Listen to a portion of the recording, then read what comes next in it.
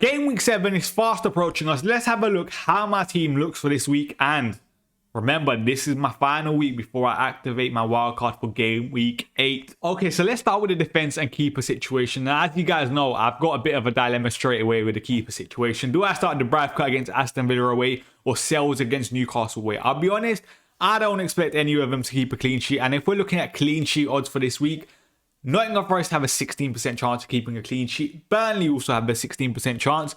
But I'm going to lean towards starting the Bradford. The only reason is save points.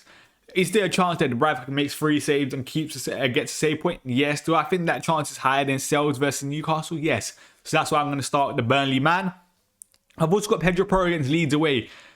Of course, this is not the most ideal situation now because as we saw last week, Pedro Porro got benched.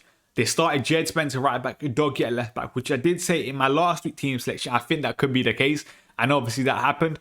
Midweek, Pedro Porro started in the Champions League. So you never know about his minutes going into that Leeds game. Do I expect Pedro Porro to start against Leeds? I'll be honest, my answer to that question is still yes.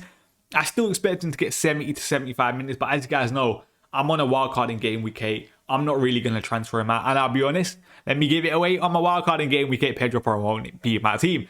I've also got Chris Richards, and this guy has a good chance of being in my wildcard in game week 8 just because I know how good Crystal Palace are defensively. And Chris Richards is, as we know last week, got DEFCON points again against Liverpool. He is a bit of a DEFCON monster. Obviously, Crystal Palace will have a European game on a Thursday. Hopefully, that does mean there's a potential chance on the weekend. Maybe Crystal Palace set up slightly differently, a bit more defensively. Let's say resolute, just because we've seen teams after Europe do that to maximize, let's say, his DEFCON potential. So hopefully that happens.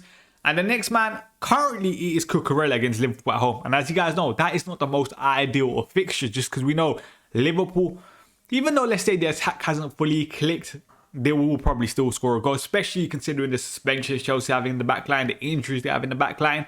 I'm not really rating Chelsea's chances, but there is a person that I want to bring in, and that is Gabriel. So more than likely, I will be going from Cucurella to Gabriel. Even though I haven't looked it in just 100% yet, I'm waiting for the Friday news conference to know about Gabriel's injury. I think he'll be fine. Listen, Arteta said he was fine after the game, but hopefully just giving me a bit more reassurance about that. The reason I want to bring Gabriel against West Ham, as I always said before, is aerial presence. I feel like when we're looking at West Ham from a defensive point of view now, Nuno has, let's say, improved West Ham slightly defensively in terms of what we saw against Everton. But I feel like that potential to improve the defense is more likely than improving their set pieces and how bad they are at defending set pieces. I feel like that requires a lot more work.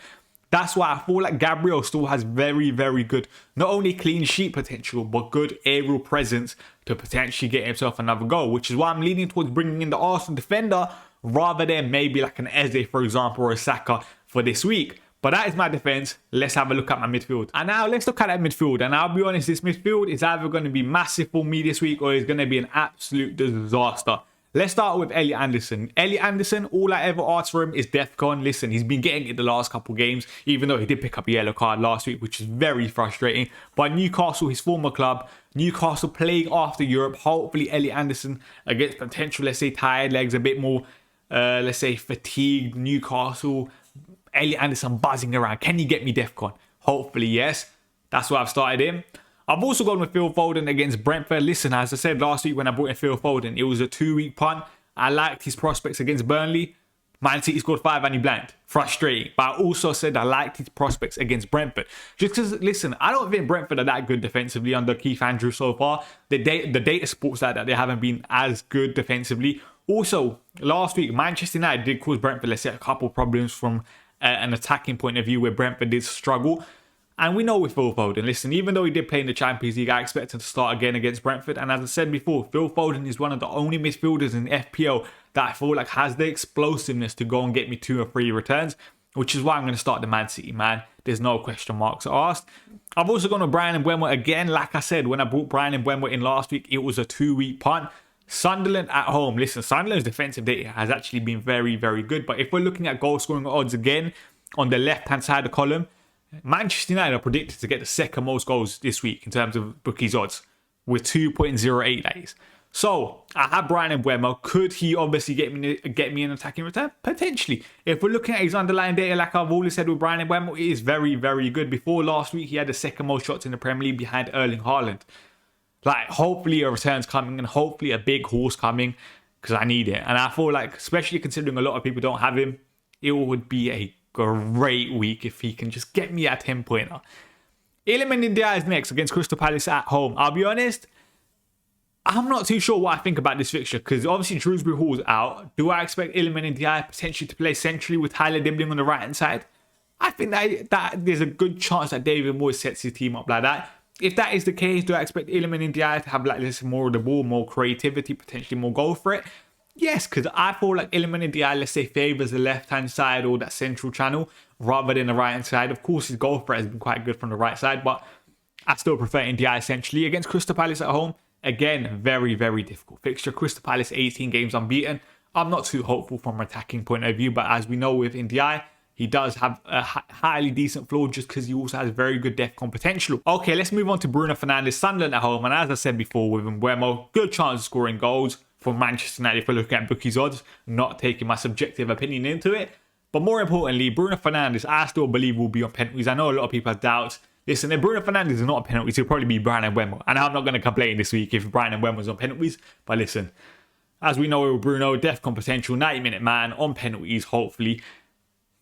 Yeah, I'll be silly selling him this week, even though I did think about potentially taking out someone like Iliman Ndiaye for Eze, just because Eze didn't start midweek. I feel like that would be such a spicy pick before my wildcard in game week 8, but I don't think I'm going to do that just because we know Eze obviously last game against Newcastle, was it? He played 90 minutes, but before that he hasn't completed a 90-minute game for Arsenal, which is why he'll probably play around 70 to 75 again. Obviously, Arsenal has so much attacking quality. The likes of Martinelli, Trossard can obviously play. Dalman, Ethan, Saka, this Odegaard, they just have so much talent in that attacking lineup, which is why I won't go with that Eze move. Even though I do think someone like Saka, by the way, this week could be sensational, but I don't see a route to it unless I'm selling the United plays, but they have Sunderland at home. Phil Foden, I'm not going to sell with Brentford away.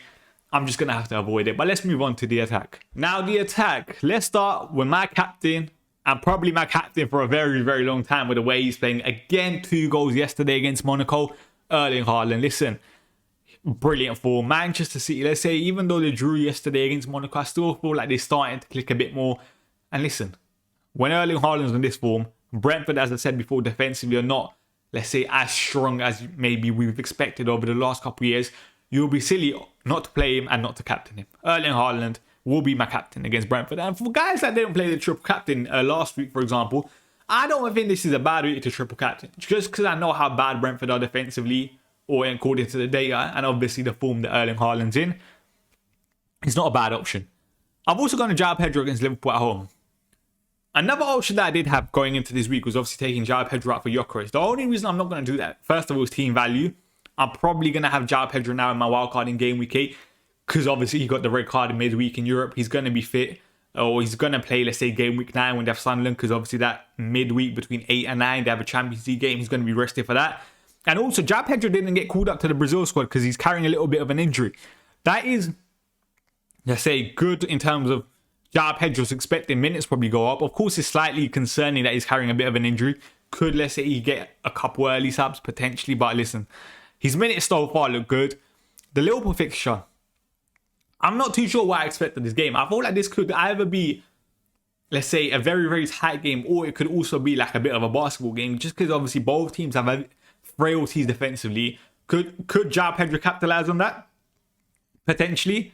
But at the same time, João Pedro's data over the last 2 games has been shocking. He hasn't had a shot over the last 2 games. Of course, a lot of that could be game state dependent with Chelsea getting red cards. But even before that against Brentford, I think it was, he got the assist. But when you watch that game, it was a very, very quiet João Pedro game. So that is something that I'm just keeping an eye on going forward. But listen, Liverpool is a very tough game. I don't expect much from João Pedro. But again, like I said, I'm not going to make a transfer on him before my wildcard in game week 8. But listen, if you guys enjoyed this video, make sure you guys give it a thumbs up.